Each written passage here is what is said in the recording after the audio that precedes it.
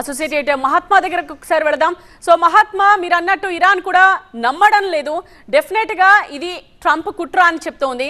So ఆయుధ సంపత్తిని పెంచుకోవడం లేకపోతే అమెరికా సైన్యానికి ఏమన్నా బ్రేక్ ఇవ్వాలని ఈ ప్రకటన చేశారా? ఎవరు కూడా కేర్ చేయట్లేదు ట్రంప్ ప్రకటనని. ఇజ్రాయెల్ నుంచి రియాక్షన్ ఎప్పుడు రావచ్చు అంటారు? ఇజ్రాయెల్ మాత్రం ఇరాన్ మీద ప్రతీకార దాడితోటే రగిలిపోతూ ఉంది. ఎందుకంటే రీసెంట్గా క్లస్టర్ బాంబులను ప్రయోగించి జనావాసాల మీద కూడా బాంబులను ప్రయోగించింది. దాంతో చాలామంది అమాయకులు గాయపడ్డారు, కొంతమంది చనిపోయారు.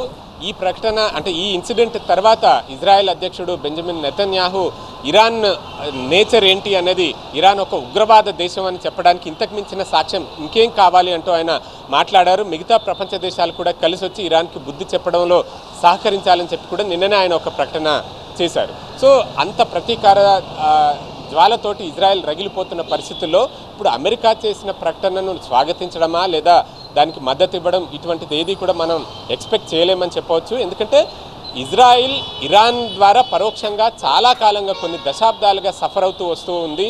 అక్కడ పక్కనే హమాస్ అన్న రూపంలో ఒక పాలస్తీనాలో ఒక సాయుధ గ్రూప్ ఉంది. దాన్ని ఉగ్రవాద గ్రూప్గానే ఇజ్రాయెల్ కానీ అమెరికా కానీ పేర్కొంటూ ఉంటాయి. అటు హమాస్కి పక్కన లెబనాన్లో ఉన్న హెజ్బొల్లాకి, యెమెన్లో ఉన్న హౌతీస్, 3H ఫ్యాక్టర్ అంటాం. ఈ హెచ్ పేరుతో ఉన్న 3 సంస్థలకి, సాయుధ గ్రూపులకు ఇరాన్ అనేక రకాలుగా సహకరిస్తూ వచ్చింది.